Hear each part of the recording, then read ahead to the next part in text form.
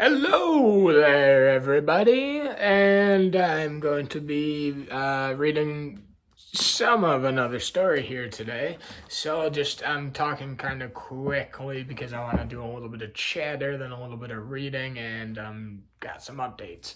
So here's the thing. For those of you who watch these videos, who click on this, thanks for your interest in short stories. Thanks for your interest slash patience with listening to me read these short stories, whatever.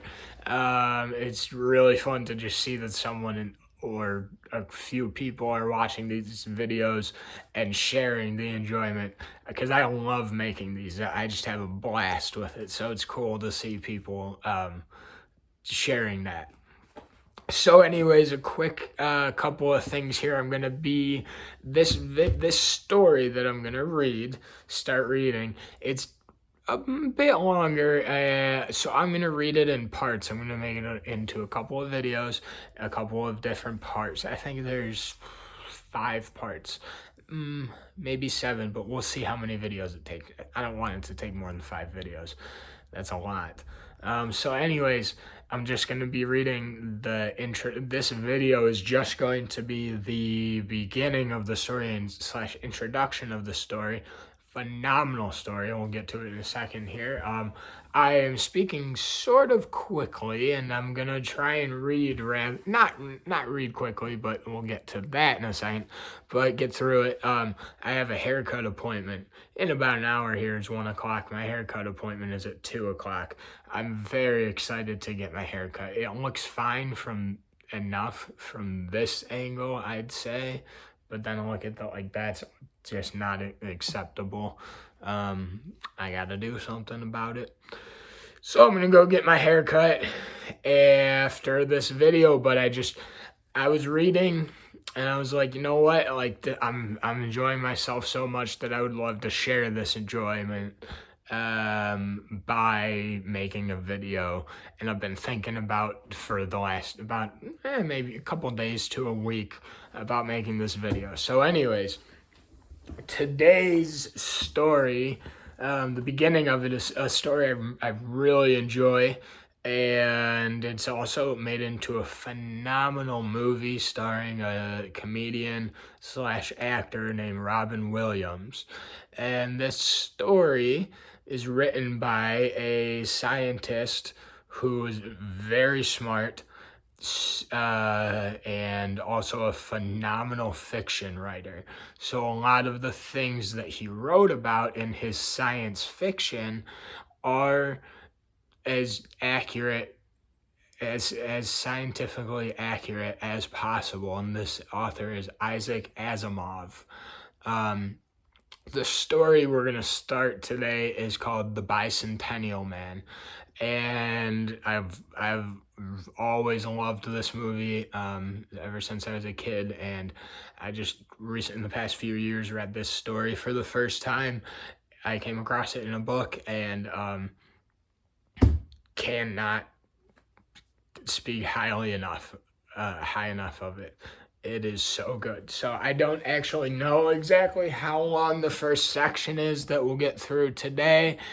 It might be like 5 to 10 minutes. It might be 10 to 15. It's 15 to 20, whatever it is. Also, speaking of the reading of the story, I'm gonna, just for my own interest and probably the interest of the people, I'd say, I'd hope, I shouldn't, it sounded so unmodest of me, but what I was about to say is that as we're reading, like every now and then when I'm reading stories, there's connections, there's things that I have little comments, as everyone does, like when you're watching a movie, except you don't talk during movies. That's a pet peeve of mine. I might make a comment here or two, but I will really try not to tangent too long so that we can stay on track of the reading. And that's not just in this video, that's in future videos. But anyways, it's been about 5 minutes so far, so let's get to the story. The short story, The Bicentennial Man by Isaac Asimov. I have it in this textbook here. I don't have the page marked. Let me grab it though. Here it is.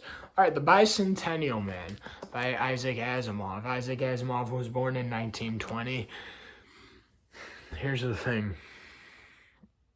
So those of you who watched this video, you know it's a huge bunch. So this is a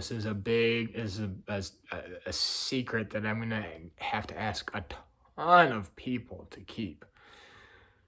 I don't think this story is public domain. I tried to find out if it was, and it did not show up as saying yes or no. I found some yeses for different Isaac Asimov stuff. So this story I do not believe is public domain. I hope my video does not get taken down, but I don't think it will. All right, Isaac Asimov, here we go with part 1. And you know what we'll probably do? Yeah, you know what? I don't know exactly what time it is here. Let me forget about it. We'll do. I'm just gonna read for a little while. All right, Isaac Asimov, The Bicentennial Man. There are 3 laws of robotics. The first law of robotics is that a robot may not injure a human being, or through inaction, meaning through not doing something, allow a human being to come to harm. The second rule of robotics: a robot must obey the orders given it by human beings, except where such orders would conflict with the first law. Let me check the time really quick.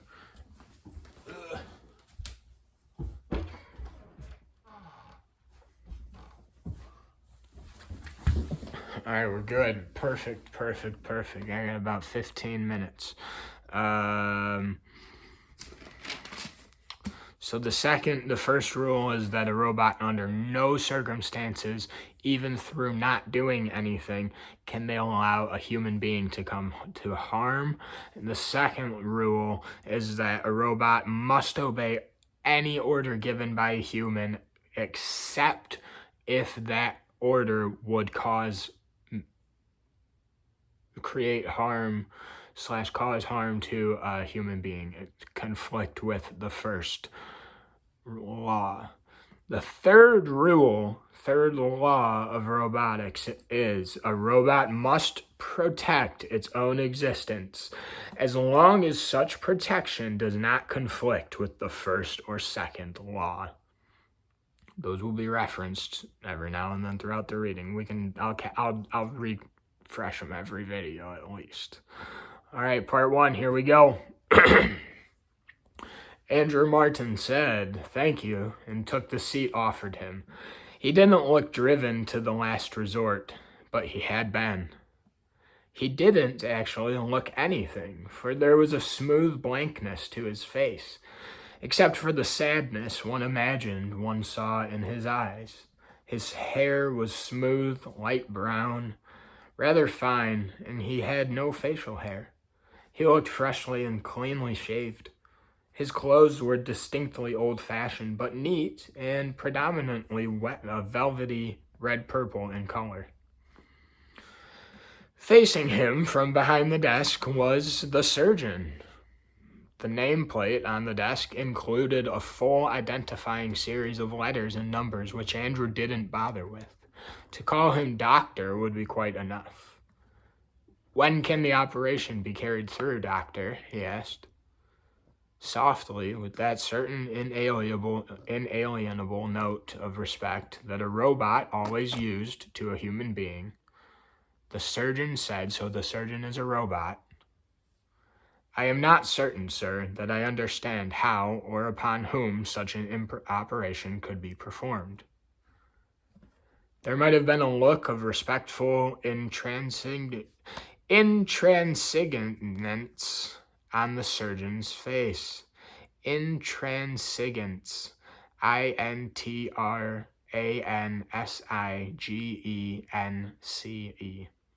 on the surgeon's face. If a robot or of his sort in lightly bronzed stainless steel could have such an expression, or any expression, so it's saying there's respect on this robot's face if there could be. Andrew Martin studied the robot's right hand. I'm sorry, they're not respect, they're respectful intransigence, which I do not know what that means at this point, and I would really like to, so I'll find out later, but I'm not going to let you know. You'll have to find out on your own. It's been a whole thing now. We're moving past it. Andrew Martin studied the robot's right hand, his cutting hand, as it lay motionless on the desk. The fingers were long and were shaped into artistically metallic, looping curves so graceful and appropriate that one could imagine a scalpel fitting them and becoming temporarily one piece with them.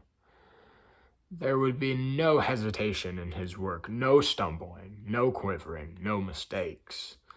That confidence came with specialization, of course, a specialization so fiercely desired by humanity that few robots were any longer independently brained.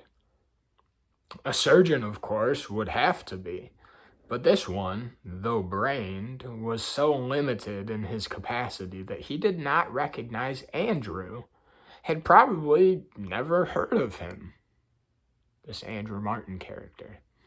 Have you ever thought you would like to be a man? Andrew asked.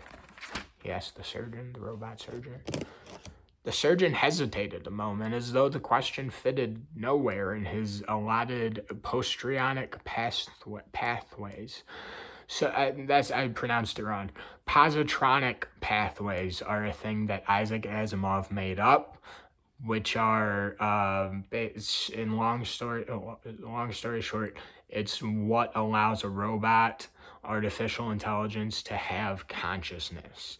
Positronic pathways are something not real. Isaac Asimov made them up in his science fiction writing. That's as far as I know of them. I don't know if there's further studies of some kind. But I'm a robot, sir, the surgeon said. Would it be better to be a man? Asked Andrew. It would be better, sir, to be a better surgeon. I could not be so if I were a man, but only if I were a more advanced robot. I would be pleased to be a more advanced robot. It does not offend you that I can order you about, that I can make you stand up, sit down, move right, left, by merely telling you to do so? It is my pleasure to please you, sir. If your orders were to interfere with my functioning with respect to you or to any other human being, I would not obey you. The first law concerning my duty to human safety would take precedence over the second law relating to obedience. Otherwise, obedience is my pleasure. Now, upon whom am I to perform this operation? Upon me, Andrew said. But that is impossible. It is patently a damaging operation. That does not matter, said Andrew calmly. I must not inflict damage, said the surgeon. On a human being you must not, said Andrew, but I, too, am a robot. What could Andrew look like? This robot didn't even know he was talking to another robot. Let's go on to part 2 of The Bicentennial Man. Part 2 of The Bicentennial Man begins now. Andrew had appeared much more a robot when he had first been manufactured. He had then been as much a robot in appearance as any that had ever existed, smoothly designed and functional. He had done well in the home to which he had been brought in those days when robots in households or on the planet altogether had been a rarity. There had been 4 in the home. 4 people, that means. Sir and ma'am and miss and little miss. He knew their names, of course, but he never used them. Sir was Gerald Martin. His own serial number, is back to Andrew, his own serial number was NDR. He eventually forgot the numbers. It had been a long time, of course, but if he had wanted to remember, he could not have forgotten. He had not wanted to remember.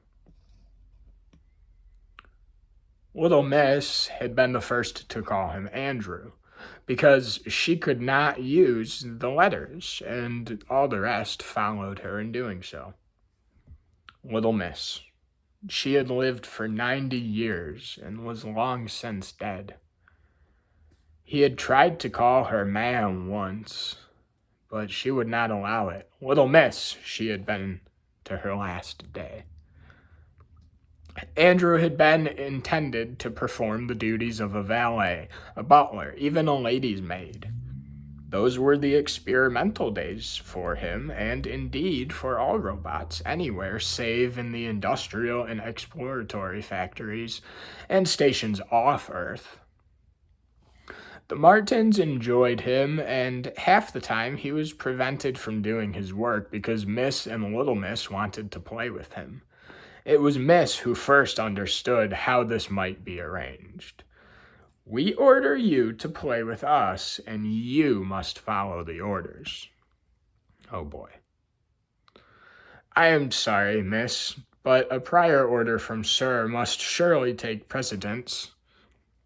But she said, Daddy just said he hoped you would take care of the cleaning. That's not much of an order. I order you. Sir did not mind. Sir was fond of Miss and of Little Miss, even more than Ma'am was, and Andrew was fond of them too. At least, the effect they had upon his actions were those which in a human being would have been called the result of fondness. Meaning that if he were human, what you could call in him was the emotion that he was feeling fondness. He was feeling that he liked like a friendship. But he's just a robot. He doesn't have feelings like that. But no. Andrew thought of this fondness, for he did not know. He thought of this as fondness, for he did not know any other word for it. It was for a Little Miss that Andrew had carved a pendant out of wood. She had ordered him to. Miss, it seemed, had received an ivorite pendant with scroll work for her birthday, and Little Miss was unhappy over it. She's jealous. She had only a piece of wood, which she gave to Andrew together with a small kitchen knife. He had done it quickly, and Little Miss had said, That's nice, Andrew. I'll show it to Daddy. Sir would not believe it. Where did you really get this, Mandy? Mandy was what he called Little Miss. When Little Miss assured him she was really telling the truth, he turned to Andrew. Did you do this, Andrew? Yes, sir. The design, too? Yes, sir. From what did you copy the design? It is a geometric representation, sir, that fits the grain of the wood. The next day, Sir brought him another piece of wood, a larger one, and an electric vibro knife. Make something out of this, Andrew. Anything you want to, he said. Andrew did so, as Sir watched, then looked at the product a long time. After that, Andrew no longer waited on tables. He was ordered to read books on furniture design instead. And he learned to make cabinets and desks. These are amazing productions, Andrew, Sir told him. I enjoy doing them, sir. Andrew admitted. Enjoy? It makes the circuits in my brain somehow flow more easily. I have heard you use the word enjoy, and the way you use it fits the way I feel. I enjoy them, sir. All right, let's do another section. We got a little time, maybe 2 more. They're all so short. They're so good. I just want to keep reading. Really in this. I have to go get a haircut. Maybe I'll upload the rest of these in just another video right after I get my haircut. It's such a good story. Oh, it's really long, though. That's the thing. So that's okay. So Andrew the robot is enjoying something. Not something that most robots do. He's feeling fondness. Fondness like he's liking. He's enjoying. That word again. Enjoying. He's fond of these people. He enjoys their presence. Just as he enjoys carving wood, not by sketching or seeing something and making it. He creates it in his own mind. At this point in robotics, in the story, in this world, robots had not gained that sort of capacity to invent of their own free will. It was all replicated or programmed or taken orders, like waiting tables or valets. All right, I need to stop the chatter. Let's get another section or 2 in here. Section 3. We are on Section 3. Gerald Martin took Andrew to the regional offices of the United States Robotics and Mechanical Men Corporation. As a member of the regional legislature, he had no trouble at all in gaining an interview with the chief robopsychologist. In fact, it was only as a member of the regional legislature that he qualified as a robot owner in the first place, in those early days when robots were rare. Andrew did not understand any of this at the time, but in later years, with greater learning, he could review that early scene and understand it in its proper light. The robopsychologist, Merton Mansky, what a name, Merton, Merton, Mansky, Mansky. Could be Mansky, but I like Merton Mansky. Merton Mansky listened with a growing frown and more than once managed to stop his fingers at the point beyond which they would have irrevocably drummed on the table. So he's trying not to show that he's anxious. He had drawn features and a lined forehead, but he might actually have been younger than he looked. Robotics is not an exact art, Mr. Martin, Mansky explained. I cannot explain to you in detail, but the mathematics governing the plotting of the positronic pathways is far too complicated to permit of any but approximate solutions. What? Naturally, since we build everything around the 3 laws, those are incontrovertible. Can't change those 3 laws. Nothing about those can change. We will, of course, replace your robot. Not at all, said Sir. There's no question of failure on his part. He performs his assigned duties perfectly. The point is, he also carves wood in exquisite fashions and never the same way twice. He produces works of art. Mansky looked confused. Strange, of course. You're attempting generalized pathways these days. We're attempting generalized pathways these days. Really creative, you think? See for yourself, Sir said. Handed over a little sphere of wood on which there was a playground scene in which the boys and girls were almost too small to make out, yet they were in perfect proportion, and they blended so naturally with the grain that it too seemed to have been carved. So it seemed like it was a picture or printed, but it was carved in incredible detail. Mansky was incredulous. He did that? He handed it back with a shake of his head. The luck of the draw. Something in the pathways. Can you do it again? Probably not. Nothing like this has ever been reported. Good. I don't in the least mind Andrews being the only one. I suspect that the company would like to have your robot back for study, Mansky said. Not a chance, Sir said with a sudden grimness. Forget it. He turned to Andrew. Let's go home now. As you wish, sir, said Andrew. That's where we're going to stop, because I have to go get a haircut, as I had said. So we're stopping at right after Section 3, on Section 4. Andrew, they've just discovered an incredibly creative, has his own thoughts, his own creative thoughts, and can create original art. And he's a robot. He's not supposed to. No other robot can do that. Now, where we just left off, Sir Gerald Martin, the father of the family who owns, at this point, I'm going to say owns Andrew, but think about that. If you're watching this video and you watch the rest, think about why I say at this point, I'm going to say Gerald Martin and the family who owns Andrew at this point owns him.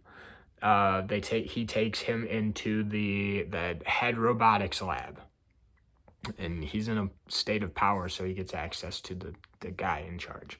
And they talk, and Sir tells the guy what's going on. He tells him what Andrew can do and what's happening. And the guy's like, oh, this is a malfunction, right? This is not supposed to be happening. He kind of apologized. He's kind of saying like, oh, that shouldn't happen. Let us replace that for you. No worries. Like let us get that off your back. We'll get rid of that. Sir's like, whoa. Andrew's unique. I'm keeping Andrew. And this guy's like, well, but okay, if you don't want him replaced, I know that our laboratories would love to take him and study him. So basically they want to take this amazing, unique specimen, one-of-a-kind specimen, into a laboratory and probably dissect his brain. And who knows what. Reminds me a little bit of Stranger Things, if any of you are familiar with that show, Al getting taken into the laboratory, whatever. So, well, that's where I'm going to end it. Thanks for listening. I'll upload this video after my haircut, so when I do the next video, look for this. Okay, thanks for watching.